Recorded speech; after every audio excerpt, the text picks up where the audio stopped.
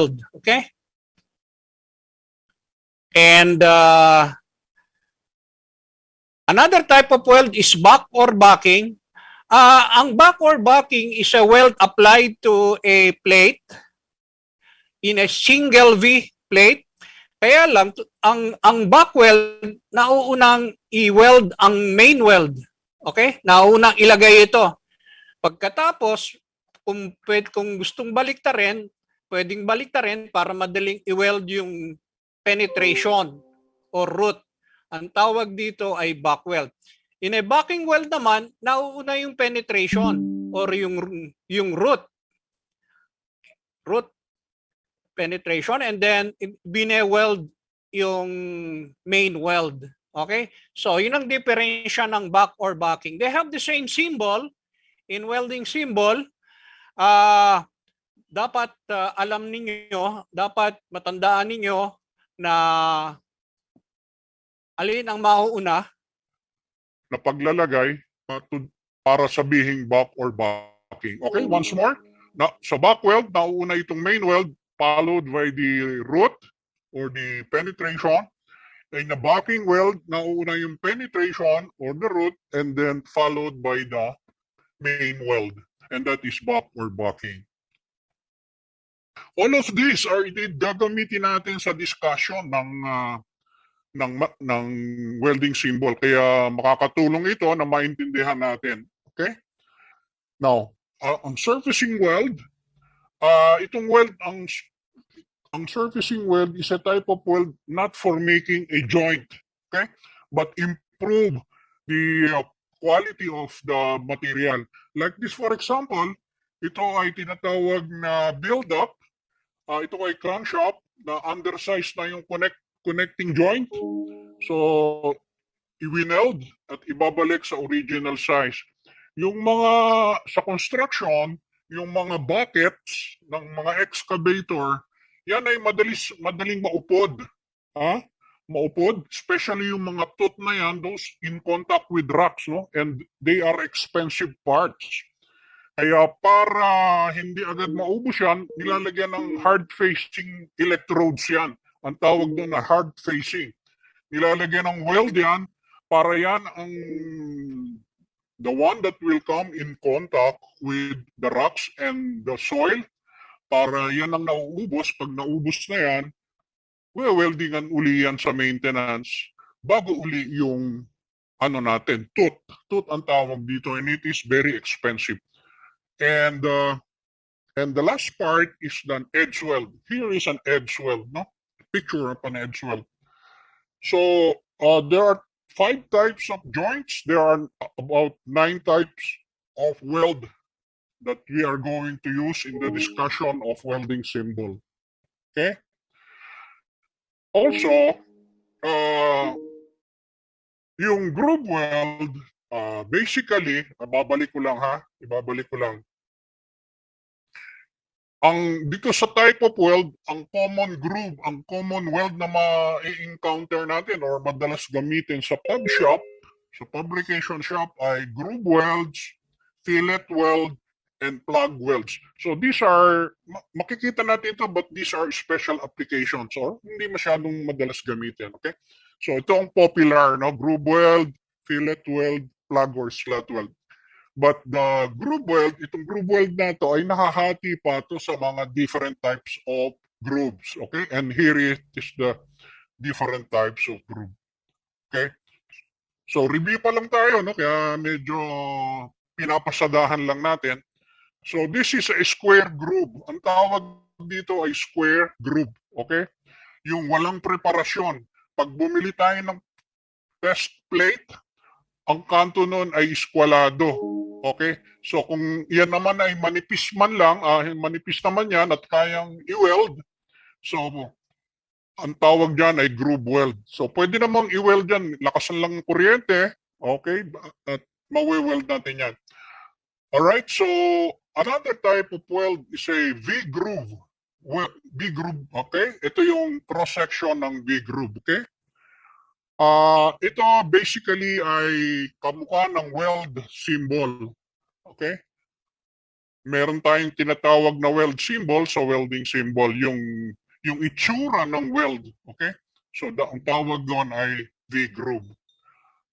Another type of groove is a bevel groove. Okay? Ito ay coming from the V-groove. Okay? So, yung isa lang ang may preparasyon, kaya naging bevel groove. Okay? This is ito yung itsura niya. And number 4, it is a U-groove. This is another preparation. U, this is a special application. Okay? Letter U, ang tawag dito ay U-groove. Ang kalahati nito, ng U-groove, isa lang ang nilalagyan ng preparasyon. So sa halip na U, ang tawag ngayon ay J-groove. Kamukha ng letter J. Okay? J-groove ang tawag dyan. Flare V, flare, ito yung itsura ng flare application. Flare, dalawang shafting. Ito yung symbol ng flare. Okay? Kamukha naman ito, di ba? Yan. Oh, these are the flare V. Okay? Ito yung isang application ng flare V rin ang tawag dito. Ito hindi na shaft. Dalawang bent bent plate. Pero may contour dito. Kaya tinawag na flare V. So again, yung kalahati niya is flare bevel. So again, this is not yung isa kanina dalawang shafting, ano? Ito ay isang shafting and a plate. Itong plate na ito is assumed to be ito, okay? At itong circumference, yung contour ng shafting is assumed to be ganito. This is a flare bevel, which is 50% of the flare B. This is another application sa halip na shafting, a bent plate at mayroong plate dito. Ito yung flare bevel. So, again, to summarize, there are 5 types of joint. There are 9 types of weld at merong 7 na itsura ng groove weld tayong gagamitin sa discussion. Okay? Alright. Now, baka maraming nagtatanong, bakit ba natin gumagamit pa ng groove, no? Ang idea doon is that kung manipis lang naman ang plate at pwede nating lakasan yung kuryente because yung kuryente, yung current has something to do with penetration, pwede nating i-weld yan. Okay? At yung plate naman, kung pwede nating baliktarin, okay? Binaliktad natin at in-apply natin yung kabilang weld, magkakaroon tayo ng complete joint penetration. Yun ang tawag doon, ano? Complete joint penetration. Yan ang objective natin in welding, ano? Complete joint penetration. Kaya lang, kapag kumakapal ang plate, hitaasan mo yung kuryente at baliktarin mo yan, hindi na siya complete joint, hindi mo na kayang i-complete joint penetration kapag kumakapal ang plate. Okay? So, kaya ang ginagawa rito, gumagawa tayo ng joint preparation. That this is a basic V type of joint. Okay? Para maipasok mo yung electrode doon, ma-weld mo yung ilalim, taas mo yung electrode, ilagay mo yung succeeding weld, until finally, okay, ma-weld natin completely yung joint. So again, kaya tayo gumagamit ng groove. Pagka kumakapal na yung bakal at hindi na kaya ng makina natin in one pasada. Okay? So now, this is our square groove na plate. Okay? And this is our big groove. Alam niyo, in welding, itong paggawa ng groove na ito simple lang, wala ka nang babayaran dito I-weld mo na lang. But this one, you have to grind this, okay? You have to use acetylene and everything and it costs money, okay? Kaya ang sabi nila, paano tayo makakatipid? So siguro, ang gawin natin, kalahati na lang, okay? Yung isa na lang ipiprepare natin, yung isa, we leave it as is, no? Okay? So ang tawag dito ay bevel groove. ang advantage dito, madaling ipasok ng welder ito. Okay, yung electrode, madali niyang gawin itong V-groove. But yung bevel groove, medyo tagilid siya rito. Okay? So medyo may katagalan ang paggawa ng bevel groove weld. So depende sa design niyo kung alin ang at the long run baka mas matipid dito kahit na bumayad ka ng malaki sa preparation over dito dahil matagal gawin ito. So yun ang one of the reasons kung bakit tayo nag-groove. Ano? Again, for the U-groove, ito yung cross-section ng U-groove. Again, para makatipid, ang 50% niyan ay J-groove. Okay? So yan ay gagamitin natin sa welding symbol. Ito yung flare V. Again, di ba? Makakatipid ka na ng 50% dahil yung isa ay kalahati na lang. Ano? And all of this ay gagamitin natin sa welding symbol. And you remember that yung bevel groove is 50% of B groove. Yung J groove is the kalahati ng U groove.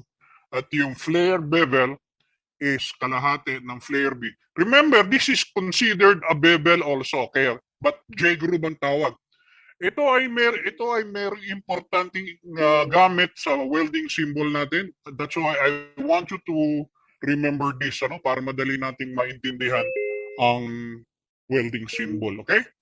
The bevels, okay? There are three types of bevels.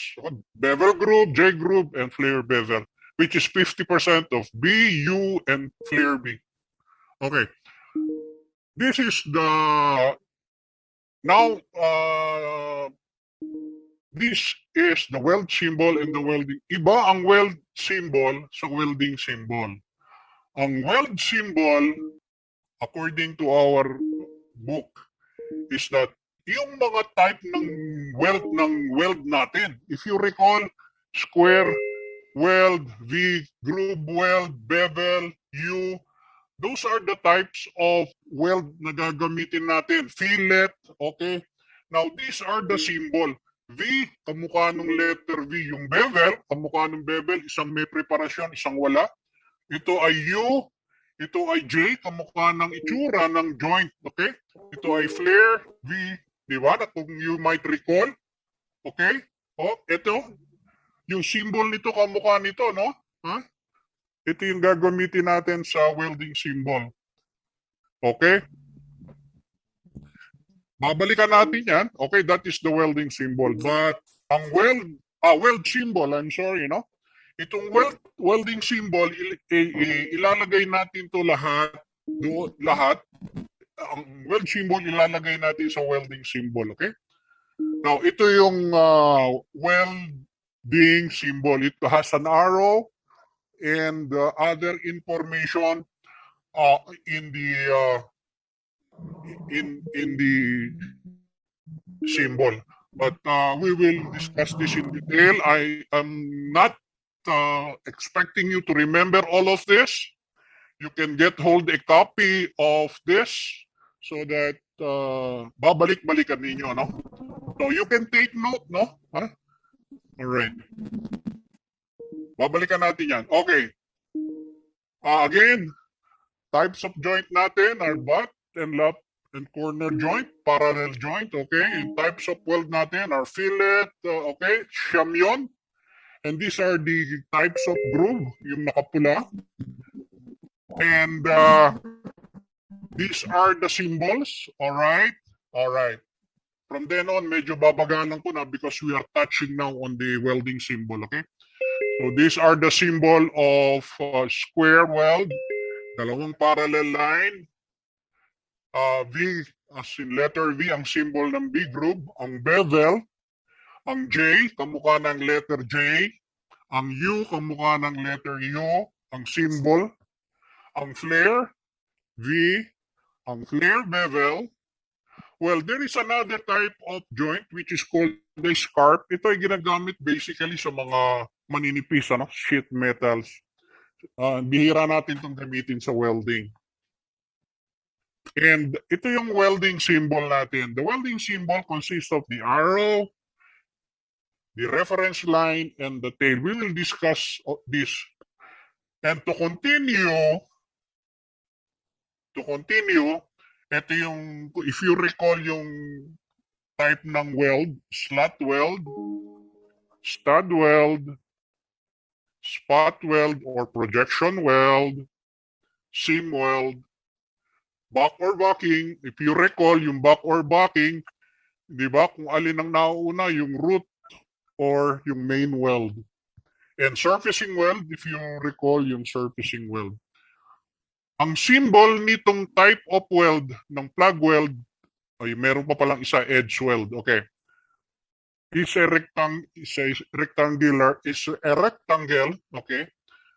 Pareho ang symbol ng plug or slot weld, but meron lang further instruction to differentiate kung plug or slot weld.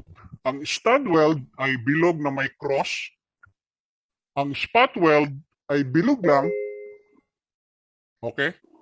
Ang seam weld ay bilog na may parallel line. Seam weld yon.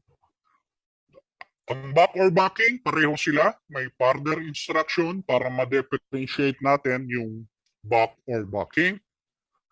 Ang surfacing weld ay ito lang ang symbol ng surfacing weld. If you recall yung build-up, if you recall yung hard facing, isa lang ang symbol ng surfacing weld.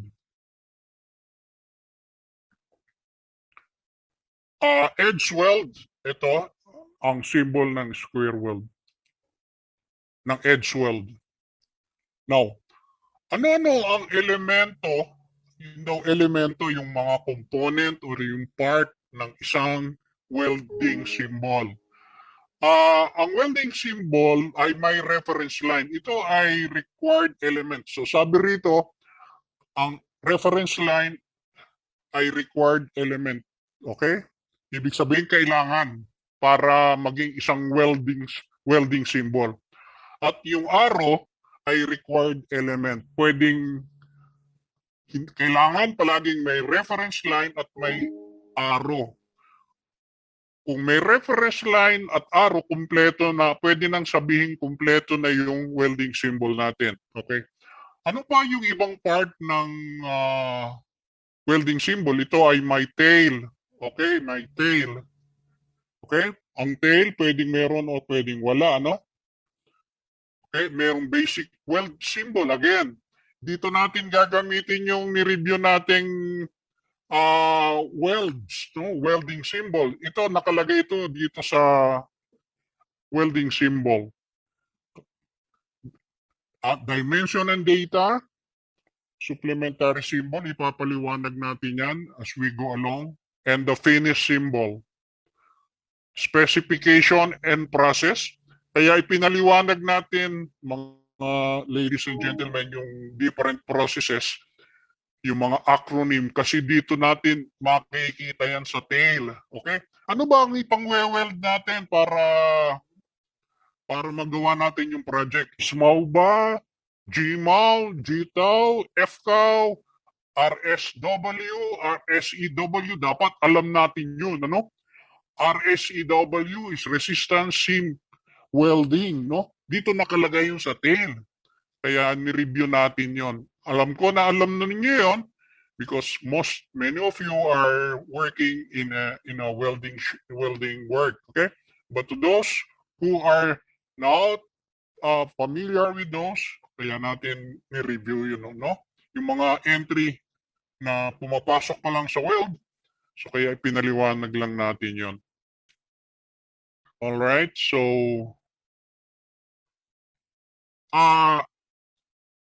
ang elemento ng welding symbol, okay, so I cannot see this. These are the standard location of element of welding symbol. Okay, bababa ko lang sandali ito. Okay, yan. Alright.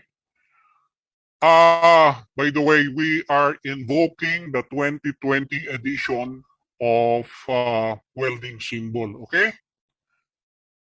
We are using the 2020 edition or the latest edition of the welding symbol. And this is the reference line. And this is the tail. Okay? All right. Ang nakalagay dun sa tail ay specification, kung anong klaseng bakal, kung bakal ang pinag-uusapan, strength, ang tibay ng weld, kung anong klaseng weld ang pinag-uusapan, process, kung anong pang-weld natin doon sa symbol na pinag-uusapan, and other references. Okay? Dito nakalagay yun sa tail. Now, ang sabi rito, tail is omitted when reference is not used. Pwede raw alisin ang tail kung hindi naman kailangang ipaliwanag yung mga information dito. At dito sa ibabaw at sa ilalim, dito nila nakalagay lahat yung welding symbol. Yung weld symbol, weld symbol na pinag-aralan natin. Okay? Kung nasa ilalim, ang symbol, doon mo raw sa arrow side ilalagay, ibig sabihin ng arrow side, kung saan nakaturo yung arrow. Okay? Mamaya, papaliwanag pa natin yan. Other side, kung doon sa kabilang dulo, doon sa kabilang side nung test plate mo ilalagay ang weld. Kung parehong mayroong symbol, doon sa parehong arrow side at both sides mo ilalagay. Doon sa arrow side and the other side mo ilalagay yung weld. Dito yan sa reference line. Now, the first number or the first letter on the left side of the symbol represent ito yung size. Ano ba ang size ng weld? Kapag fillet, leg size ang pinag-uusapan. Okay? Diyan makikita yan. Mamaya papaliwanag pa rin natin yon. D is the depth of preparation or the depth of bevel. Kapag groove weld ang pinag-uusapan. Ang groove weld kasi, if you recall, sabi ko yun ang number one popular, no? Popular na ginagamit natin sa fabrication shop. So ang ginawa ng AWS, hiniwalay yung groove weld, okay? So yung S in parenthesis will be the size of the groove. So if you notice, itong dalawang letra na to, on the left side of the symbol, is devoted to groove. Kasi alam niyo na pag-alaman na mas maraming gamit ang groove kaya ginawa niya ng sariling representation. On the older version of the welding symbol, ito ay magkasama na. Ito S, tsaka ito pa lang. Itong dalawa lang ito ang nakalagay. Hindi ito nakalagay. Hindi hiniwalay yung groove, okay? That is the difference lang nung 2020 edition ng welding symbol. Okay? So, kapag may number dito sa kanan, it will be the length of the weld, kung gaano kahaba yung weld. At pagka may susunod pa rito, it is the pitch or the center to center distance of the weld. Kapag may pitch, ladies and gentlemen, ibig sabihin yan ay putol-putol yung weld, incremental, hindi tuloy-tuloy pagka may pitch. Okay? At kung may bandera, ito ay field weld. Ang sistema ng trabaho natin, meron tayong tinatawag na pub shop, fabrication shop. Meron tayong site work, no? Minsan kasi, madalas, pwede nang gawin sa fabrication shop, yung mga welds, doon na ginagawa. Pero kung sobra haba, sobra laki, at baka hindi mahirapan sa transport, doon na natin ginagawa sa site, doon na natin iwine-weld. So kapag nakakita tayo ng symbol na may bandera, may bandera, ibig sabihin yan, doon mo na raw iwe-weld sa site. Pagka mayroong bilog dito, weld all around, pabilog ang welding, okay? Kapag may number doon sa symbol, sa weld symbol, yun daw ay root opening. Kasi ang joint ng welding ay may root opening kailangan. Okay? So dito nakalagay yon, root opening. Or depth of filling kapag ang pinag-uusapan ay plug or slot. Ano? Kapag groove, ito ay root opening. Kapag yan ay plug or slot, kasi depende no, kung ano yung symbol ditong pinag-uusapan. Kapag ang pinag-uusapan ay plug or slot, which is another type of weld, itong number na to automatically becomes the depth of filling, ha? Depth of filling. Kaya depende rito sa symbol dito. Alright? So letter A, groove angle, ha? Kapag groove ang pinag-uusapan dito, V groove, J groove, U groove, ha? Those grooves, ito will be the angle. Usually, hindi ba? Usually, ang ginagamit nating groove angle ay 60 to 70 degrees. Di ba? Kasi ang bevel angle is 30 to 35 degrees ang recommendation. So, groove angle ang makikita mo rito kapag kaya ay groove joint, kapag kaya ay plug or slot, ito ay countersunk angle. Alright, this is contour. Ang weld natin ay may tatlong itsura, contour. Meron tinatawag na flat, convex, or concave. Okay? Yon ang itsura ng weld natin. Flat, concave, palalim, or convex. Yung surface, no? Yung surface. Mamaya makikita natin yan. Finish symbol, ano bang pangpa-flat natin? Ha? Finishing designator. Anong pangpa-flat natin? Ano ba? Grinding ba? Machining ba? I-specify yan. Pero dyan nakalagay yan. Alright? So, yung letter in parenthesis would be the number of spots. Kung spot welding ang pinag-uusapan, or number of studs, kung studs ang pinag-uusapan, or number of plug, kung plug weld ang pinag-uusapan, or number of slots, kung slot welds ang pinag-uusapan, so on and so forth. Okay? So, I'm not, just take hold, just make a copy of this because I do not intend you to memorize this readily dahil baka ngayon nyo palang nakita itong representation na ito. Okay? So, well, there is a notation here. May notation dito. Ang sabi rito, element in this area remain as shown when tail and arrow are reversed. Ibig sabihin, wala pong magbabago. Walang magbabago sa lahat ng information dito sa ibabaw at ilalim or doon sa loob ng reference line. Kahit yung arrow mo mapunta sa kaliwa, okay? Yung arrow mo tumuro sa taas, sa baba.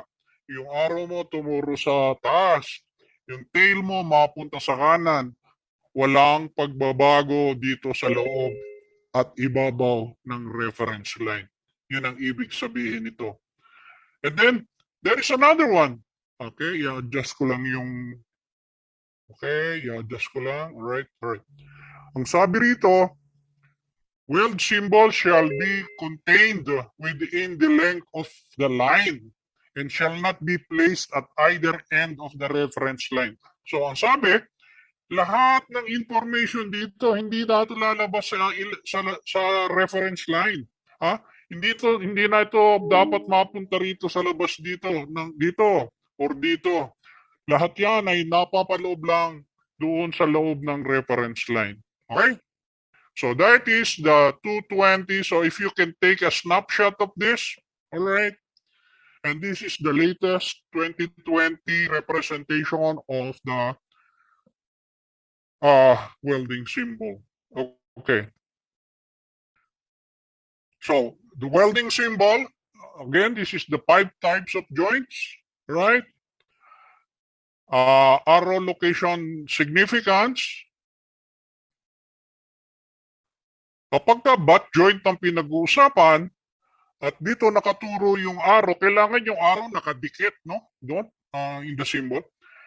Ito ang arrow side. Alright? Ito ang arrow side. Kung ang information ay nasa ilalim ng reference line, ito ang arrow side of the butt joint. Kapag ang information ang nasa itaas ng reference line, ibig sabihin, yung weld ay ilalagay mo rito sa kabila, on the other side. Okay? At kung parehong meron, pareho mong lalagyan. Okay? Kapag ito ay T-joint at dito nakaturo yung arrow, ito yung arrow side at dito yung other side. Okay?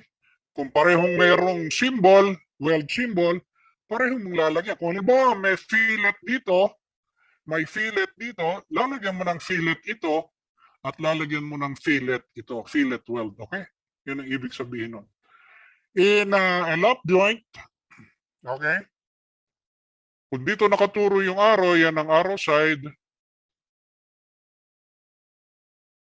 Ito yung other side. Corner joint, dito nakaturo yung arrow. Yan ang arrow side. Ito yung other side. I hope I'm not getting too fast, no? Okay? But it is self-explanatory. You can visibly know this through the presentation. Okay? And this is both sides. Parallel joint, because I use edge joint because some of the references are still use edge joint. Ito yung this is part of the previous previous edition. But ang ginagamit ngayon sa 2020 edition is a parallel joint. This is the word being used. But kung makakakita tayo ng edge joints, it refers to the same thing, okay? So that is the arrow side, and this is the other side, and those are the both sides. In the standard of welding symbol, ito yung makikita nyo, basic welding symbol and their location of significance. Kapag ka square, okay, so ang basa rito, ladies and gentlemen, this is a square groove on the arrow side, okay? Nasa ilalim kasi ng reference.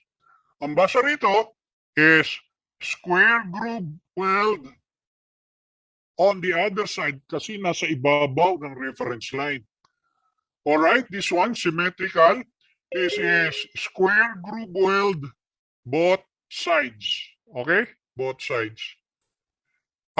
Itong no arrow or side or other side significance, wala sa ibabaw, wala sa ilalim, wala sa arrow side, wala sa other side, pero nasa loob ang weld. Nasa loob ng plate ang weld. Yun ang ibig sabihin nun. Okay, fillet, if you recall, ang symbol ng fillet is a triangle. Okay, this is a triangle nasa ilalim ng reference line. Ang basa rito is fillet weld on the arrow side. Okay? Ito ay nasa ibabaw, kaya fillet weld on the other side. You would imagine, kung lap joint yan, or T-joint yan, sa kabila ng T-joint. Okay? Doon ang ibig sabihin. So, this is on both sides. So, ito ay hindi ginagamit sa gitna, no? Or no arrow side significance. V. Ito yung weld symbol ng V, letter V. So, this is a V groove weld on the arrow side, again, nasa ilalim, and this is the V groove weld on the other side because nasa ibabaw, and this is V groove weld both sides. Okay? And hindi ito ginagamit. Bevel, again, this is the 50% of the V, no? Isa lang ang may preparasyon. V groove weld, bevel groove weld, arrow on the arrow side. Okay, the reason why na pinatatandaan ko sa inyo yung bevel, J, and flare bevel because in welding symbol, ibang klase ang arrow niya. This type of arrow is called a broken arrow. Okay? This is a straight arrow. Straight arrow. And normally, ang broken arrow ginagamit sa bevel, a J groove, and a flare bevel. If you recall, yung tatlo na yon. So, again, here, is a bevel groove weld, both sides broken arrow, hindi ito ginagamit. U-groove, ito ay U-groove arrow side, straight arrow side. This is U-groove other side, U-groove both sides, hindi ito ginagamit here. Again, if you recall, a J is a broken arrow. Again, tatlo yun eh. J is a broken arrow, J groove on arrow side, J groove on other side, J groove on both sides. So, mamaya ipapaliwanag natin bakit broken arrow yan, okay? Plug or slot weld, if you recall, isa lang ang symbol, okay? Arrow side, slot weld or plug weld, arrow side, plug, other side, plug or slot weld. Not used, hindi ginagamit, at hindi ginagamit. So, again, all right, spot weld, ganun din, all right? So, arrow side, other side, not used. Again, ang spot weld, if you recall yung spot weld, resistance spot welding natin, yung spot weld ay nasa pagitan ng dalawang sheet metal, ang dikit. Okay? Pero pwede rin siya sa arrow side, pwede rin siya sa other side. Ang seam weld, pwede rin sa arrow side, pwede rin sa other side, hindi ginagamit sa both side, pero pwedeng gamitin sa loob o sa pagitan ng dalawang plate. Yun ang ibig sabihin ng back or backing. Pareho lang ang symbol ng back or backing, but there will be a further instruction kung ano ang back, kung ano ang backing. Okay? Mamaya makikita natin. Surfacing weld, isa lang ang symbol. Isa lang. Ito lang ang symbol ng surfacing weld. Itong scarp, ito ay ginagamit sa sheet metal, so hindi na natin ito masyadong pagtataunan ng pansin. Edge weld on the arrow side, edge weld on the other side, edge weld on both sides, not used. Okay, so flare V, here is the symbol of the flare V on the arrow side, other side, both sides, hindi ito ginagamit. And this is a broken arrow, again, because flare V. And why? Why this is a straight arrow? Okay? Bukod sa broken arrow, dito sa bevel, J, and flare bevel, meron pong mga exception na ipapaliwanag natin later. Kaya gumagamit na lang sila ng straight arrow. Medyo mahirap gawin ng broken arrow, kaya mas madaling gumamit ng straight arrow. Ipapaliwanag po natin yung exception para sa flare, J, at bevel groove. Na pwedeng kung saan pwedeng gamitin ng straight arrow. Alright? So, yung supplementary symbol, I suggest, if you like, you can get hold of those standard for your review, no? Kung gusto niyo ma-involve talaga sa welding symbol, okay? And you will find out after our discussion, madali nyo nang maintindihan ang nilalaman ng standard ng AWS. So again, weld all around, pabilog, consumable insert ay square. Well, yung pong consumable insert, kung doon sa mga hindi na familiar doon sa consumable insert, kung tayo ay nag-fit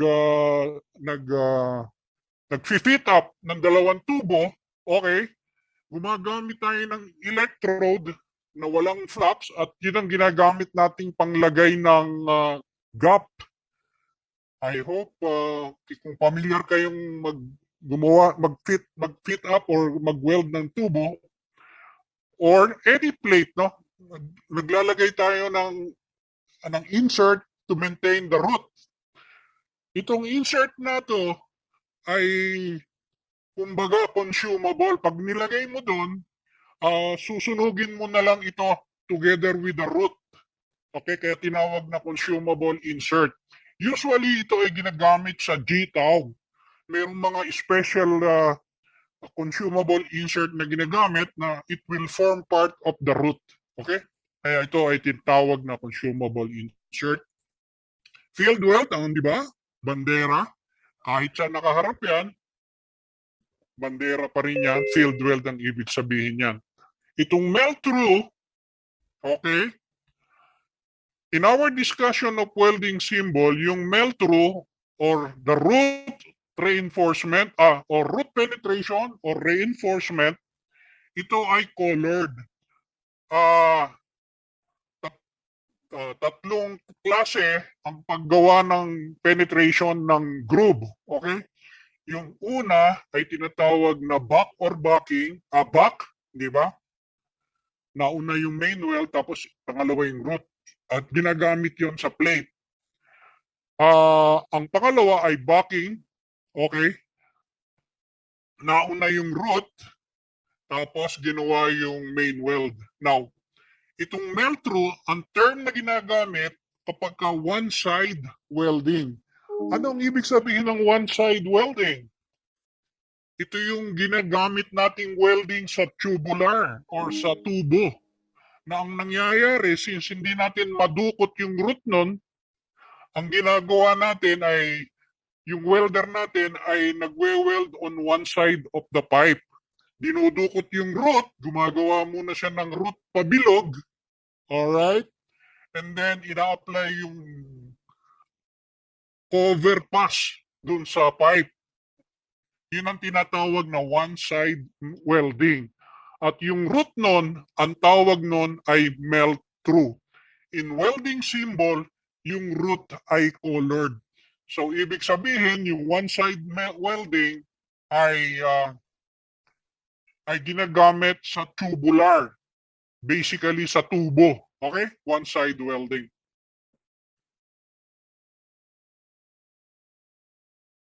Back or backing spacer, rectangle disc, shaded. Alright? These are back or...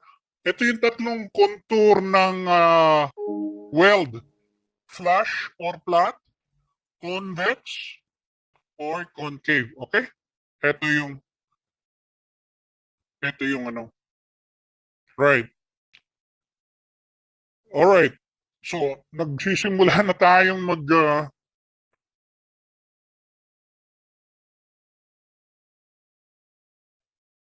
So, ang basa rito, you can memorize with me, no? So, ang basa rito would be, this is symmetrical. So, this is a square groove weld, both sides, di ba? Square groove weld, both sides. Flush finish on the other side. So, yun ang basa rito, no?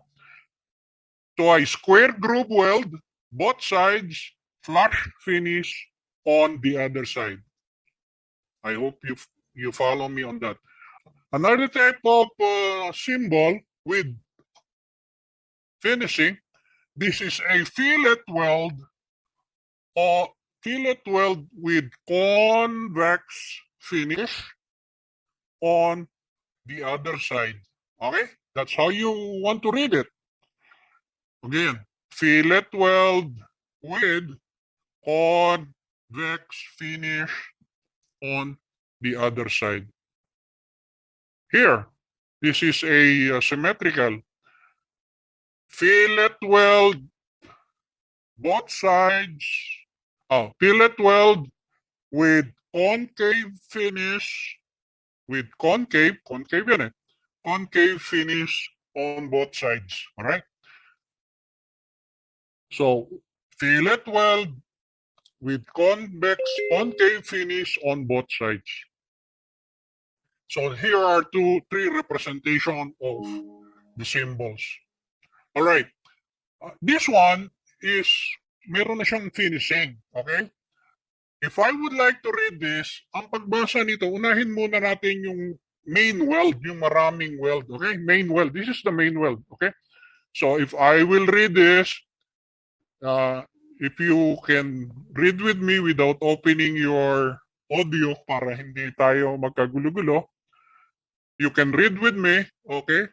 This is a V-groove weld with flush finish by, here, letter C, by chipping on arrow side, okay, since ito ay hindi colored, automatically, yan ay either back or backing. But at this point, wala pang sinasabi kung ito ay back or backing. So babasahin natin to. Back or backing with flush finish. Okay, on the other side. Again, I will read this. Read with me. V-groove weld with flush finish by chipping on arrow side, back or backing with flush finish on the other side. Okay, so that's how you would read it. All right, next. Again, if you notice this is a broken arrow, so you expect a bevel, a J, or a flare bevel. So it so happened this is a bevel. Okay, now if you would like to read this is a bevel groove weld with flush finish by unspecified method on the arrow side, back or backing with flush finish by machining on the other side. That's how you want to read it. Okay? Ito na yung isa sa pinakamahirap na weld symbol. So I will read it again. Bevel groove weld with flush finish by unspecified method. This is the letter U. On the arrow side, back or backing with flush finish by machining on the other side. Okay? That's how you would read it. Okay. Here is a symmetrical symbol. Symmetrical, magkakamukha naman siya. So I would read this square groove weld with convex finish by grinding on both sides. Once more, let's read it. The groove weld with convex finish by grinding on both sides. Okay? You follow? All right. Next. So those are the three. Ito na yung medyo mahirap na basahin. Pero nagbabasa pa lang tayo. Later, we will one by one introduce putting information. No? Kasi pag binigla natin, magkakagulo-gulo tayo. Alright. Alright. So, what are the symmetrical weld symbol? Ito ang symmetrical weld symbols. Okay? These are the samples of symmetrical weld symbols. Ang sabi rito, the weld symbols use both sides of the reference line. Meron silang axis of symmetry. Ha? May axis of symmetry.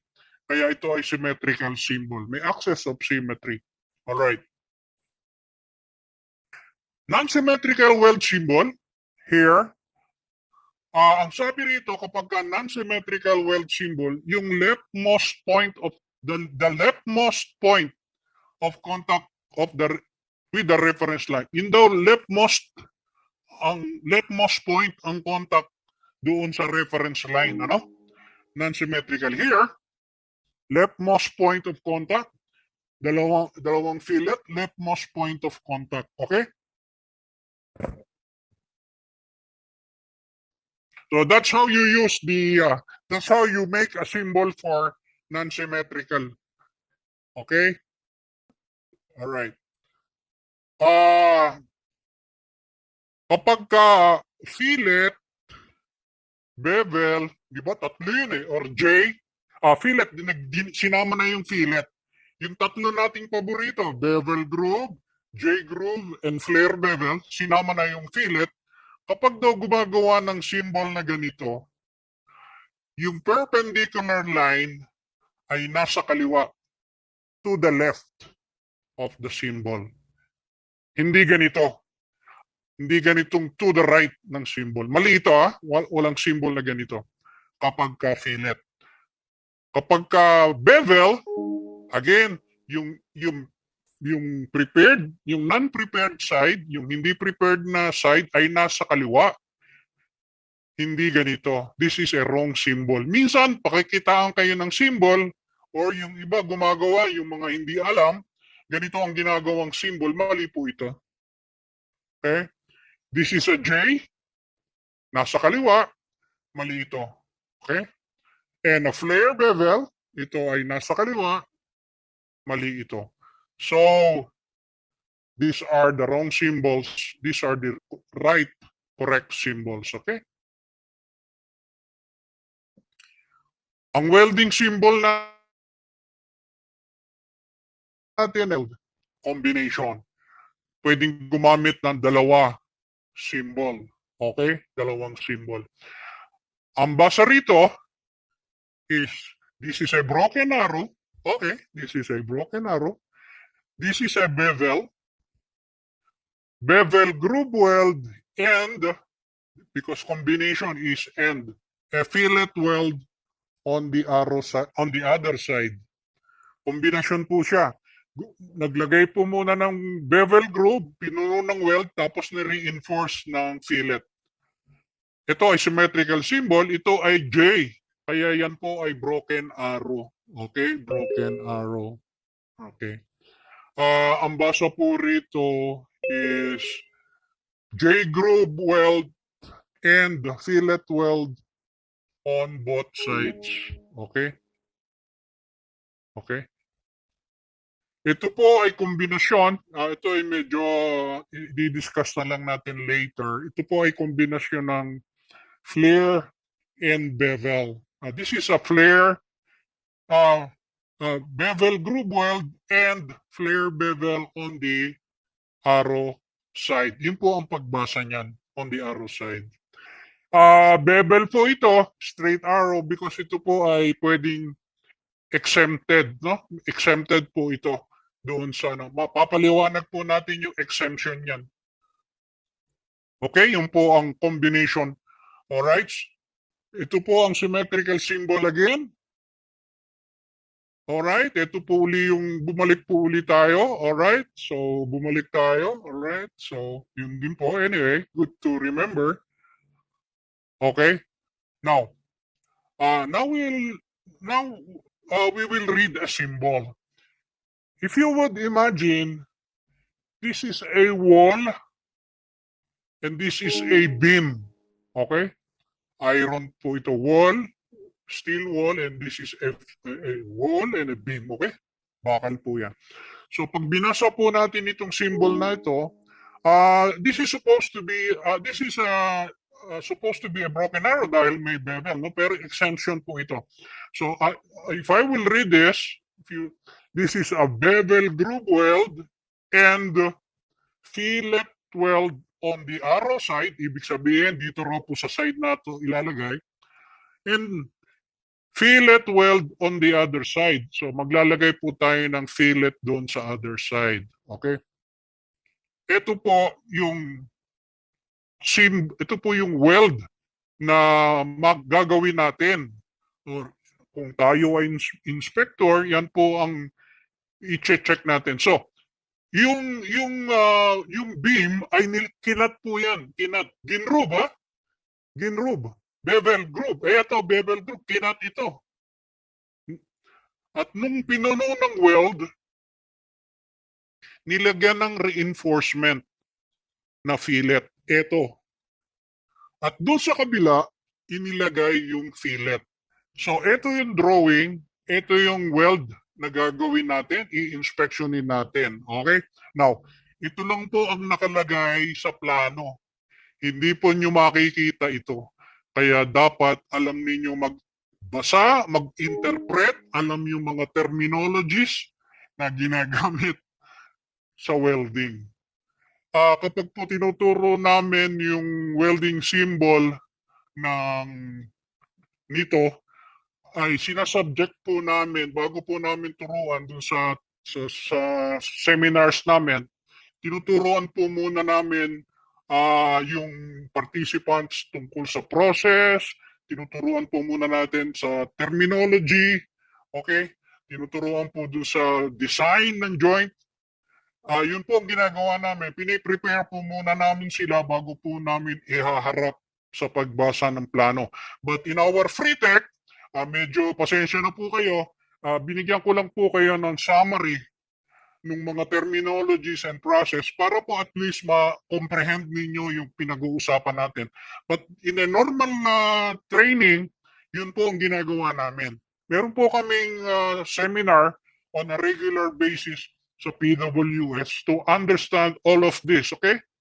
But since ito po ay special presentation, kaya po medyo pasensya na kayo.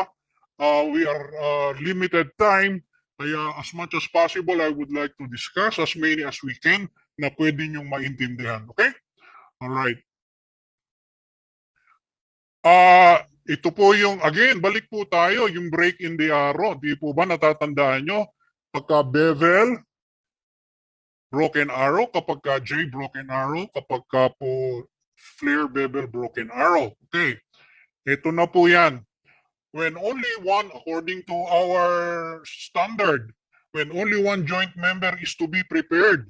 Okay? Kapag po daw yung groove natin ay isa lang ang may preparasyon, like bevel groove. Natatandaan nyo yun. J groove at flare bevel, the arrow shall have one break and point toward that member. Okay. Pag binasa po natin ito, basahin po muna natin, ha? Huwag mo po niya munang intindihin ito. This is a bevel groove weld on arrow side, kung saan po nakaturo yung arrow. Okay. Ito pong joint natin is a butt joint. Dalawa po ang member nito. Isang upper member at isang lower member. You would imagine, ito po ay cross-section ng butt joint. Okay. Yung pong break, huwag niyo po muna intindihin ito. Yung pong break, ito pong break, itinuturo po kung anong membro ang lalagyan natin ng preparasyon. Ang sabi po dito ng break, dito po nakaturo, ito pong itaas ng member ang lalagyan natin ng preparasyon. Okay? Tapos, ito po ay nasa arrow side, kaya po yung preparasyon natin, ito po ang i-groove natin. Arrow side. Kaya po lumalabas na ang welding natin ay ito. Alright? Ito po ang welding natin. So ito pong break, kaya po broken arrow. Itinuturo kung aling membro, kasi dalawa po yung member upper member, lower member. Yung isang member ay walang preparasyon. So ang tanong, aling member ang lalagyan natin ng preparasyon? Yung pong break in the arrow ang nagtuturo, right? Kung saan mo lalagyan ng preparasyon. And in this case, yung break, ito po ang lalagyan natin ng preparasyon. Ito po, nagtuturo kung anong side. Ito po ay nasa arrow side, kaya po ito ang lalagyan ng preparasyon. Okay? Yan po ang makikita natin sa plano, hindi po natin makikita ito once again, okay? Ito, pag binasa ko po ito, is bevel groove weld on the other side. So, definitely, hindi ko po dito ilalagay yung bevel, dapat sa kabila. So, dapat dito ko ilagay yung bevel, di po ba? Nasa other side, kasi nasa ibabaw siya ng reference line. But itong broken arrow, itinuturo na itong top member ang lalagyan ko ng preparasyon. Okay? So, ito po yung desired weld natin. Okay? Nasa kaliwa. So, itong break, tinuturo na itong member na to ang lalagyan natin, hindi po itong ilalim, no? Kaya po dapat broken arrow. At ito pong symbol na ito, nagtuturo na ito ay nasa ibabaw ng reference line. Dapat nasa other side yung groove. Kaya po ganito ang welding na makikita natin nasa other side. Ito, once again, ito ang makikita sa plano, ito wala. Kasi pag inilagay pa po natin to sa plano, napakakapal ng plano natin. Okay? Kaya dapat marunong kayo mag-interpret. Okay? So doon, ilalagay yung groove. Alright, so when only one joint member is to be prepared, bevel o groove, kailangan broken arrow. Okay. Ito naman, itong example na ito, parehong may groove, ha? On both sides. on both sides of the member. Ngayon, alamin natin, alin ba ang lalagyan natin ng preparasyon dyan? Since dito nakaturo yung brake, so yung pong ibabaw na member ang lalagyan natin ng preparasyon. Okay? Hindi po itong ilalim na member. I hope you get that. Okay? So, ito po yung desired weld natin. Okay? Yung brake is pointing to this upper member at ito pong symbol natin, sabi niya, double bevel ang ilalagay mo. Papaganon. Okay? Kaya po ito ang weld natin. Okay? I hope it is clear. So, meron na po tayong example ng single bevel at meron po tayong example ng double bevel. Ito po yung exception. Hindi na po broken arrow ang gagamitin kung kapag ka obvious kung aling member ang lalagyan nyo ng preparation. If it is apparent, no? Okay. This is a combination weld, a J groove. But now it is a straight arrow. If you would imagine yung pong ano natin, plate natin is an example of a wall and a beam. Okay? Okay? A wall and a beam. Okay. Now, hindi po tayo nagpe-prepara siya sa wall. Wala po tayong preparasyon dito sa wall kasi huhukayin nyo ba yung wall? Hindi, di ba? Doon na lang sa beam ang preparasyon. So kaya ito ay straight arrow dahil obvious naman na itong beam ang lalagyan natin ng preparasyon. Okay? If it is apparent. And if you are familiar with the fabrication work, which we will be or tayo, makaramihan sa atin ay familiar sa fabrication work, alam natin na yung beam ang nilalagyan ng preparasyon at hindi yung wall. So kaya exception po yan, straight arrow. How to read this? J groove weld and fillet weld on the other side, back or backing on the arrow side. So, ibig po sa arrow side ay yung root, okay, yung root, at other side ay ipiprepare, lalagyan mo po siya ng J preparation dito, na, yung kalahati ng U. And then pupunuin ang weld yun para magkaroon ng tinatawag na complete joint penetration. Ito, complete joint penetration. Nung na-weld na yung J, ay i-reinforce pa po natin ng fillet. So napakatibay po niya, complete joint penetration. At yung root ay dito na ilalagay to make sure na cover natin yung root. Okay? Back or backing ang gagamitin. Hindi po naka-specify yung back or backing dahil hindi pa po siya naka-specify. Pero alam natin na back or backing dahil ito ay colorless yung loob. Okay? Ito lang po ang makikita natin sa plano. Hindi po ito. Ito po ang kalalabasan niyan. Dapat alam natin kung ano ang i-inspectionin natin, kung ano ang makikita natin, kung ano ang gagawin ng welder doon sa weld. Kung ano ang pinapagawa ng boss natin. Alright. Another exception, kapag ka-apparent, again, this is another example of a wall and a beam. Ang basa rito is bevel groove weld and fillet weld on the other side. So, dun sa kabila. Okay? This is a wall and a beam. Kaya maglalagay tayo ng isang bevel dito. Alright? Kasi double. And bevel on the arrow side. Ito yung bevel ng arrow side. Double bevel yan. Kung makikita nyo, bevel doon. May bevel doon. But this time, may reinforcement na fillet dito. Dito hindi na tayo pwedeng maglagay ng reinforcement dahil hindi po tayo naglalagay ng fillet weld doon sa corner joint kasi hindi po tayo makakagawa ng fillet dito. Okay? So again, pag binasa ko po yan is bevel groove weld and fillet weld on the other side, bevel groove weld on the arrow side. Okay? Huwag nyo na pong sisitahin si engineer. Baka sitahin nyo pa si engineer. Bossing, mali naman yung symbol mo dahil itinuro sa amin sa free tech pagka bevel, broken arrow. Hindi po, may exception po tayo, okay? Mabubulsi tayo ni engineer dahil alam ni engineer yan. Marunong ka bang magbasa ng plano? Ha? Ito po yung gagawin natin, weld. Ito po ay complete joint penetration. Ha? May reinforcement para matibay na matibay yung weld natin. Yun po ang purpose niyan. Well, another exception, ito po ay bevel din, contradicting do sa broken arrow natin, pero straight arrow. Kapag ka wala na pong concern, wala na pong preference doon sa publication kung alin ang lalagay nyo ng preparation, itong kaliwa or itong kanan. Ha? Bibigyan kayo ng plano, ito, hindi broken arrow pero bevel. Ibig pong sabihin yan, si fabricator, bahala na kung gusto niya kaliwa o kanan.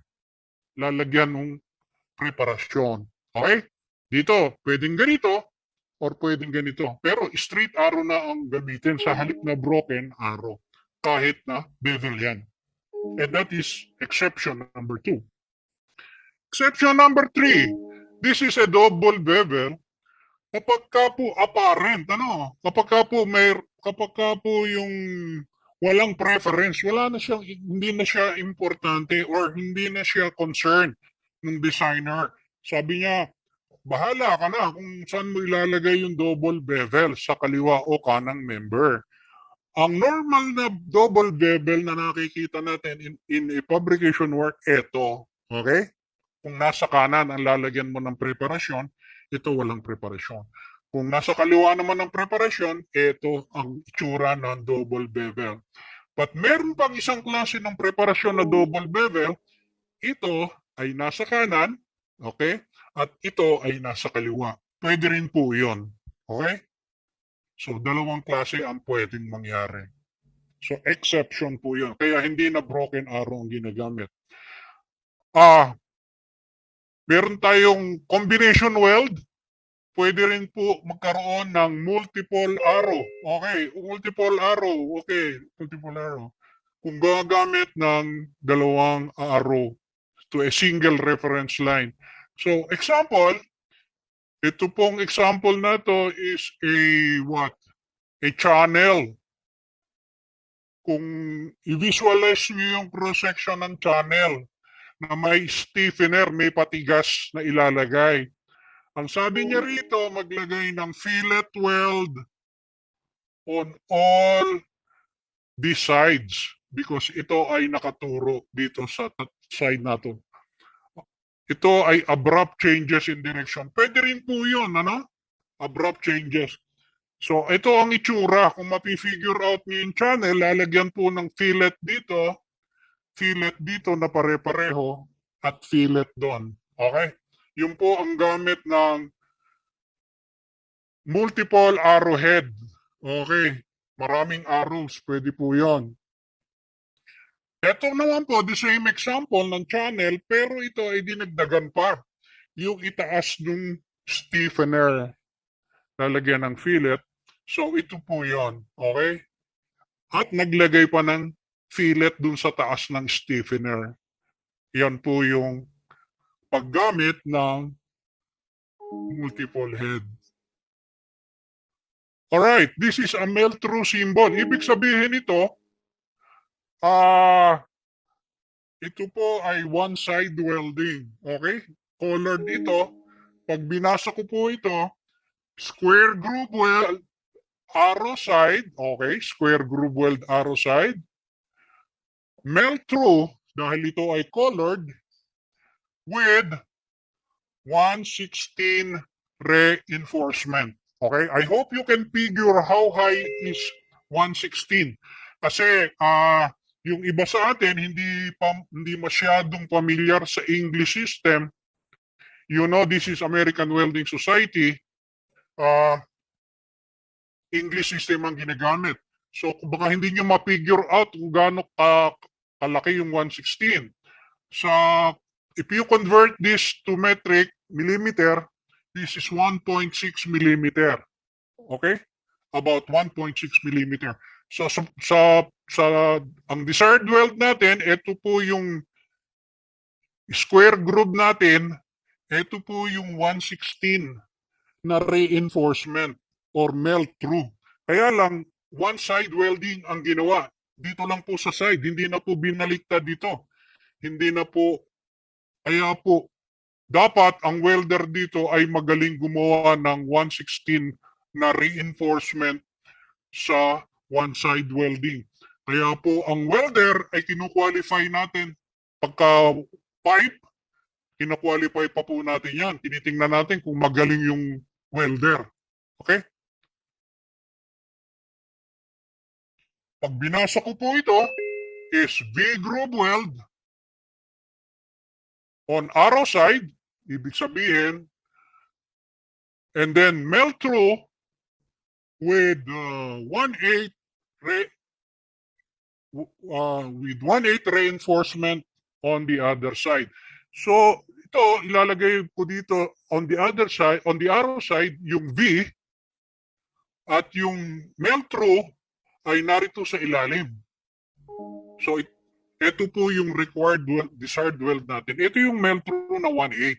Okay? Ito po yung V. Wag pong malilito, no? Wag pong malilito because pag drawing ng V sa welding symbol, yung pong vertex ng V ay nakadikit sa reference line. Ha? Pero pag gawa po nyo ng groove, ito po, kung nakaturo sa arrow ay nakatingala. Hindi po nakadapa. Okay? Don't be confused. Baka po paggawa ninyo ay kapareho ng symbol. Hindi po. Kapag V on the arrow side, yan po ay nakatingala. Ha? Like this. It so happen na paggawa mo lang nito ay nakadikit yung vertex sa reference line. Kaya nakatungo naman siya sa symbol.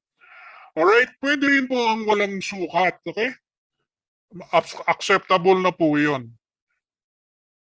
Ibig sabihin, bahala kayo kung anong sukat ng gusto ninyo. Basta may reinforcement. Huwag naman sobra. Field weld, pagka may bandera, ang symbol, sa site na po natin gagawin yan. Kaya nakatingala yan, kaya nakahiga yan, nasa kaliwa, sa kanan, pwede na po yun. Alright. Yung po may multiple reference line. Ang ina, multiple head. Pwede rin po ang multiple reference. Ang first operation ay yung malapit sa arrowhead. First operation. Ang susunod po ay second operation at yung palayo ay third operation. Yan po ang multiple reference line. Ang isang example natin dito, ito po ay broken arrow, so you can expect ito ay may bevel, a J or a flare bevel. Okay? Alright? The first operation, second operation, and the third operation. Now, pag binasa ko po ito po ay colorless, kaya ito po ay either back or backing. But ito po ay first operation at by definition, ito po ay backing. Kasi unang inilagay yung root. Okay? So, ang basa po rito is backing weld on the other side, first operation. Alright? Definite na po siya, no? Backing weld po yan dahil nauna yan, first operation. Ito po ay bevel groove weld on the arrow side, second operation. Okay? And ano ibig po sabihin ng RT? Radiographic test, x-ray po natin yan. So, radiographic test, arrow side, third operation. Yan po ang pagbasa ng tamang sequence ng pagbasa ng multiple process. Hindi po pwedeng mag-x-ray ka, tsaka gagawa ng bevel groove weld, tsaka gagawa ng root. Hindi po pwede yan. Kailangan gumawa ka muna ng weld bago ka mag-x-ray. Okay? Yan po ang example ng multiple process. Alright. Yan po ang mga example ng multiple process at may field pa yan. Okay? Pupunta na po tayo sa application. Okay, pag binasa, ito po ay plate and tubular, like square groove, square pole. Okay, yung tubular. So, pag binasa ko po yan, is fillet weld, wala na pong other arrow side. Wala na. Kasi po ito ay weld all around. So, pag binasa ko po yan, is fillet weld, weld all around. Ibig pong sabihin nun, nag-weld ako ng fillet all around here. So, ito po yung fillet weld. Yan po ay poste. Na-imagine ninyo, okay? Ito po ay I-beam, H-beam, or I-beam or H-beam. Pag binasa ko po yan, ganun din, fillet weld, weld all around. Okay? Itinatayo po yung poste on a plate like this. Pineweld po ng fillet weld all around. Ito po yung isang section view nun. Wineld po all around. So nakatayo na po yung H-beam or yung I-beam. Ito po is a round bar. Ito yung round bar. If you would imagine a round bar and a plate. Okay? Na-imagine nyo po ba a round bar and a plate? I-attach natin. Ang basa po nito is broken arrow. Specific broken arrow. Kaya bevel groove weld and fillet weld on the sorry. Bevel groove weld and fillet weld all around. Okay? So, ito po yon. Ito pong shafting na to, itong round bar, ay tinulisan natin. Kung na-imagine nyo na, tinulisan na yan. Tinulis yan. Kaya ito pong bevel ay itong portion na ito. Itong portion na ito. Itong portion na ito ang bevel. Nung napuno ito, ay nire-enforce pa ng fillet. Okay? All around. Eh napakatibay po niyang joint na yan. Kahit baliin nyo yan, hindi nyo po mababali yan. Lagyan nyo ng tubo rito, baliin nyo, hindi nyo po mababali yan. Masisira na yung tubo, itong round bar, baka hindi nyo pa masira yung weld. Alright, ganun din ito, fillet weld, weld all around, okay?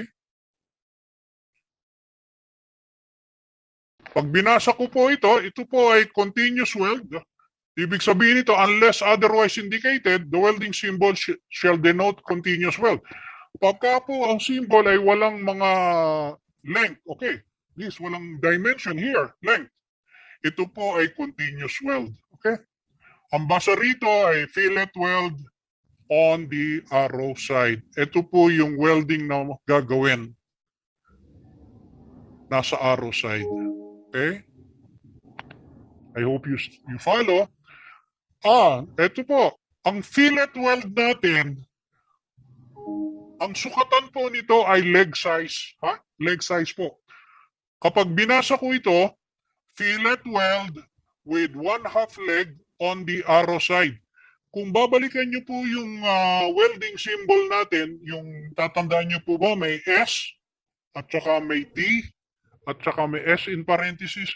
Fillet po ang pinag-uusapan dito, kaya ito po ay leg size. Ito po yan. 1/2 po ang leg size ng fillet na gagawin. Okay? But wala pong nakasulat na haba, so this is understood to be a continuous weld. Alright? So, this is a fillet weld with 1/2 leg on both sides. Now, on both sides, pati po ito, meron na.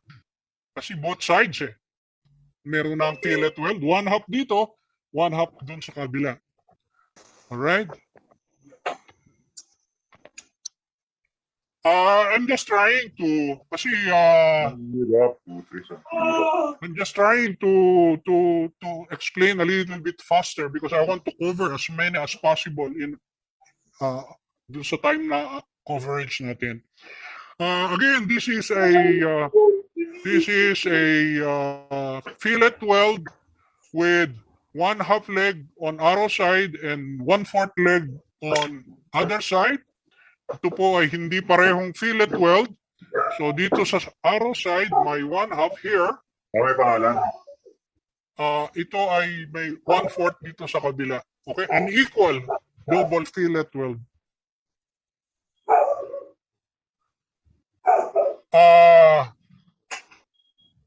Fillet weld with 1/4 by 1/2 leg. Okay? On arrow side, pero meron ng tail. So nagdagdag na rito ng tail kasi meron na siyang dinagdag na information. Kaya naglagay na siya ng tail. So ang sabi niya, yung the 1/2 leg ay on member B. I'm sorry, ito yung member B Mali, medyo kulang ako doon. I just want to clarify, ito yung B, ito yung A. I'm sorry, hindi ko nalagyan ng A and B. But ito ay 1/2 at dito sa B, sa A member, is 1/4. Okay? So, yun lang ibig sabihin yan. Ito po ang member B natin. Ha?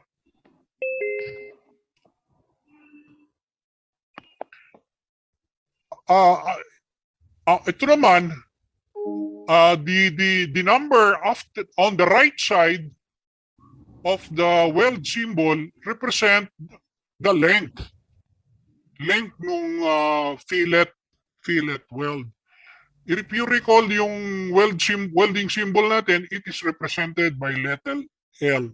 Kaya ko po pinapa-snapshot sa inyo or pinapakuha yung kung meron kayong welding symbol para makabalik-balik po kayo, no? Alright, so ito po ang desired weld.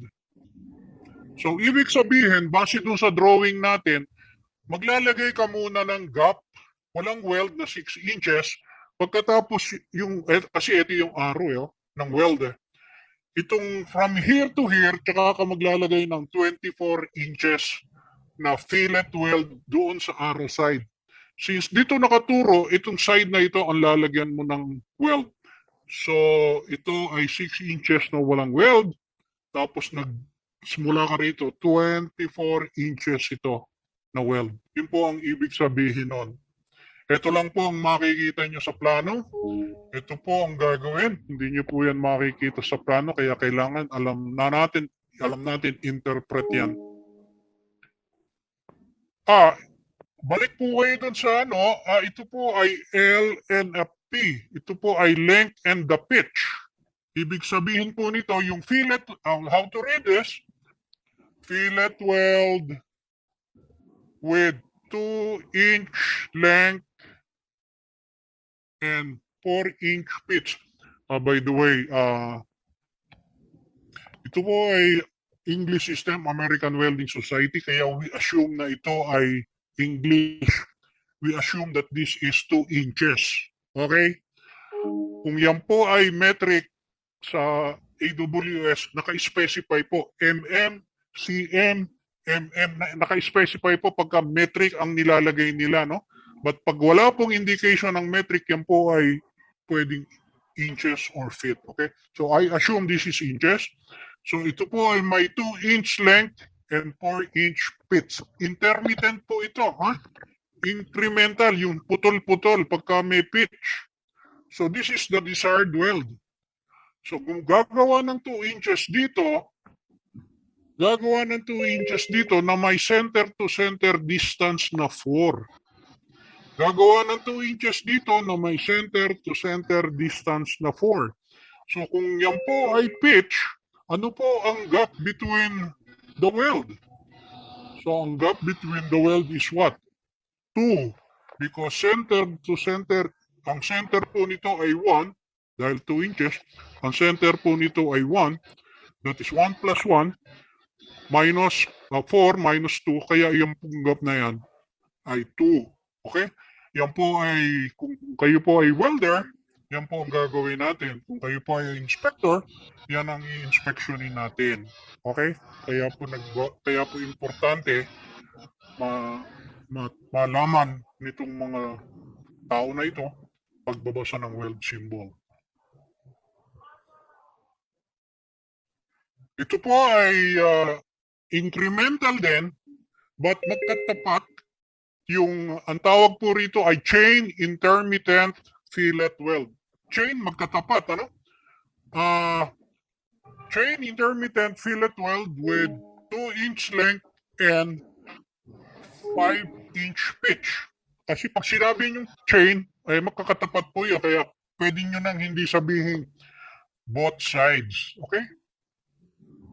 Here, gagawa po ng 2 inches dito, nakatapat yung 2 inches dito, na may center to center distance na 5, tapos gagawa ng 2 inches dito, gagawa ng 2 inches dito.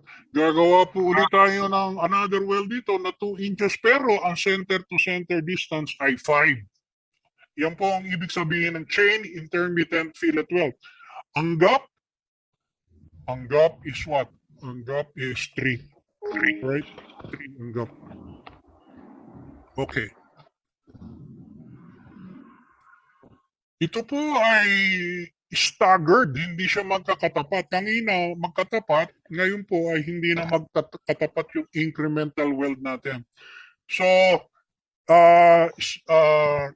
fillet weld with 3-inch length and 10-inch pitch, staggered, intermittent, fillet weld. O, pwede nyo sabihin both sides, pero pag understood na po yun, pag sinabing intermittent, staggered, intermittent, fillet weld. Ibig po sabihin on both sides na po yun. Okay? So, here is the 3-inch length of the weld. Tapos may center to center distance na 10. Yun po yung isang weld. Okay? Pero hindi po magtatapat yan. Dahil as what the drawing show, kaya po intermittent po yan. Hindi po magkatapat. Kung yan po ay magkatapat, chain po yan. Chain, hindi, ito po ay staggered. No? Staggered po yan, staggered. Staggered, intermittent fillet weld. So ano ang gap? The gap is 10. Alright. Well, groove weld, so let's skip that one. I think, let's go to the groove weld. Okay. Tapos na po tayo sa fillet weld, no? Fillet weld. Okay. Ito po naman, pag-usapan naman po natin yung groove weld. Ito po ay groove weld. So if you recall yung yung pong welding symbol natin, yung first letter na groove weld, letter D, ito po ay represent letter D. Hindi po ito number in parenthesis. Kaya ito po ay depth of preparation. Okay?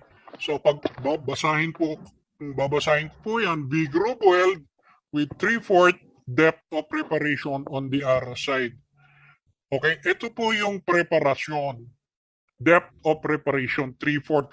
Pero ang sukatan po ay perpendicular to the thickness. So po, hindi po itong hypotenuse ang sukatan ng 3/4. Ito po ay 3/4 measured perpendicular to the thickness. So ang basa po nito is, ito po ay D, ha? Kung marirecall nyo yung welding symbol natin, pagka groove ang pinag-uusapan, ito ay D or S in parenthesis or the size. So 3/4 B groove weld with 3/4 depth of preparation on the arrow side.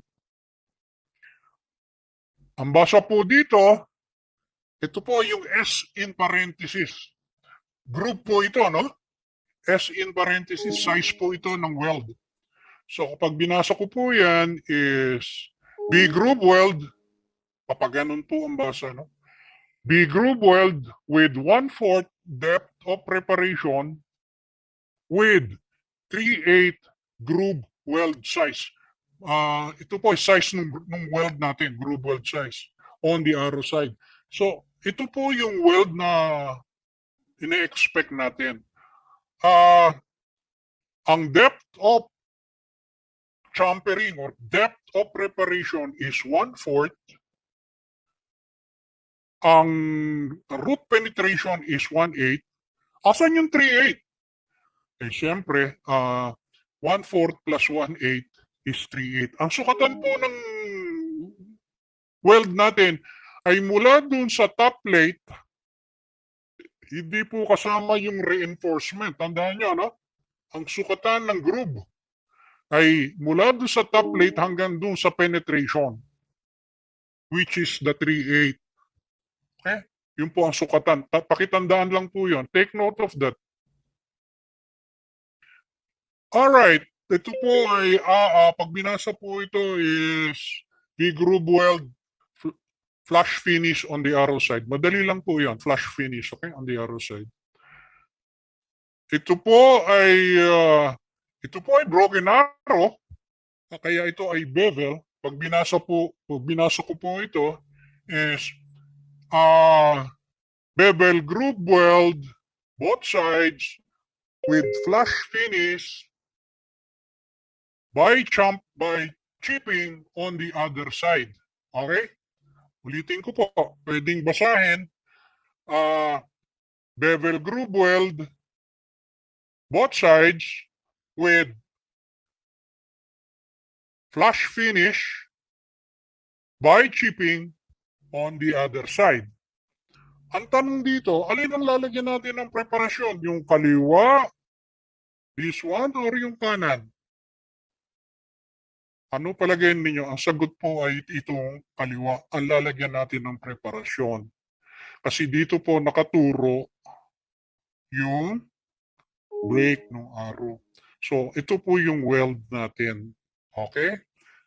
Pero, yung pong nasa other side, ito po yung preparasyon double bevel, ano? Pero ito pong side na ito ay flat finish. Hindi po katulad nito na may reinforcement. Okay? Now, okay, so symmetrical. This is broken arrow. Broken arrow po yan. So, ang pagbasa po niyan is bevel groove weld with convex finish by grinding on both sides. Anong may preparasyon dito? Kaliwa or kanan? Kanan po ang may preparasyon. Okay, so ito po yung desired weld. Ito po ang may preparasyon. Kanan. Okay, ginrind po yung convexity niyan, ano? Ginrind po yung convexity. Yan pong ibig sabihin nun. Okay, ito ay okay, ito po yung weld symbol.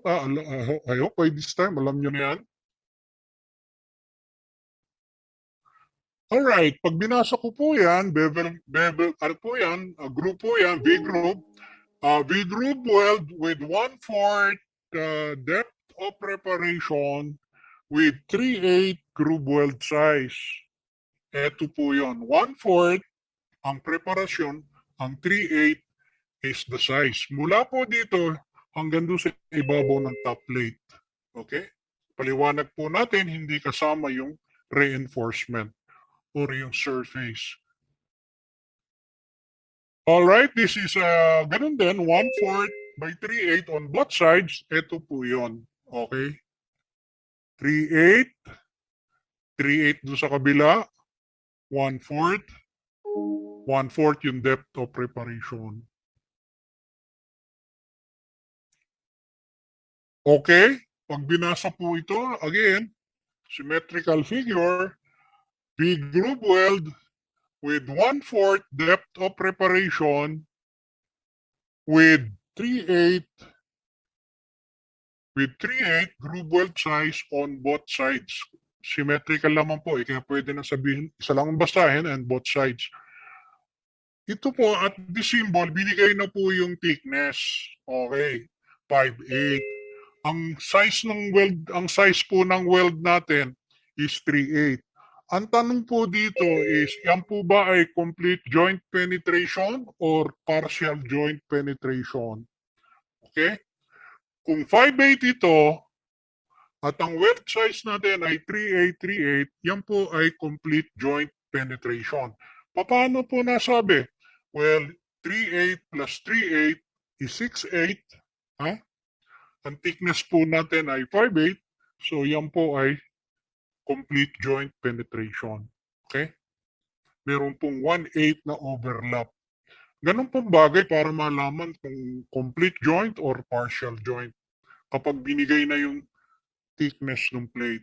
Kapag ka po walang thickness ng plate, yan po ay partial joint. Alright, ito po yung desired weld, okay? Ito po yung makikita nyo lang sa plano.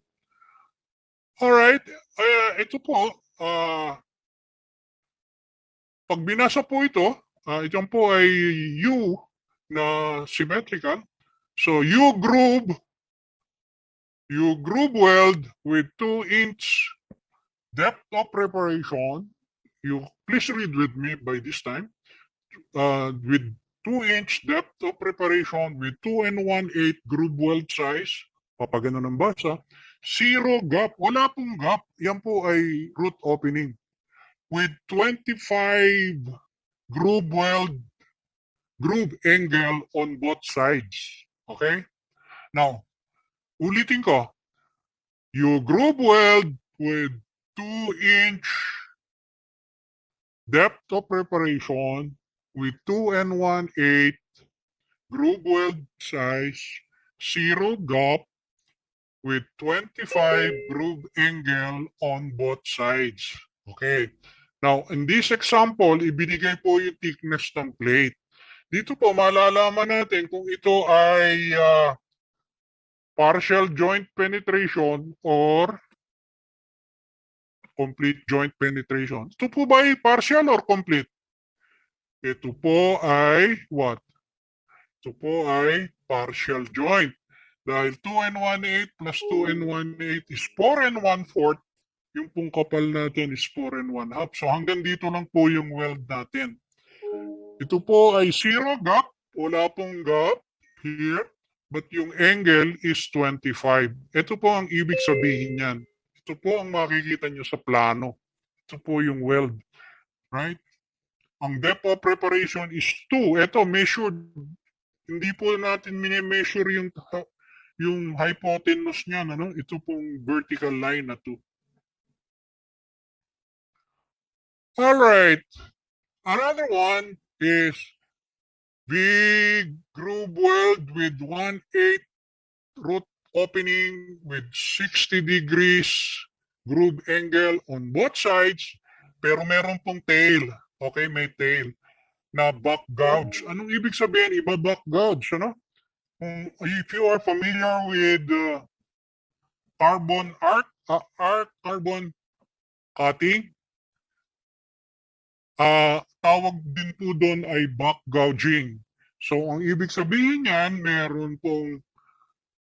gagawa, ito po ay may groove na 60 degrees na may gap na 1/8 ang preparasyon nung plate natin. Okay? 1/8 root opening.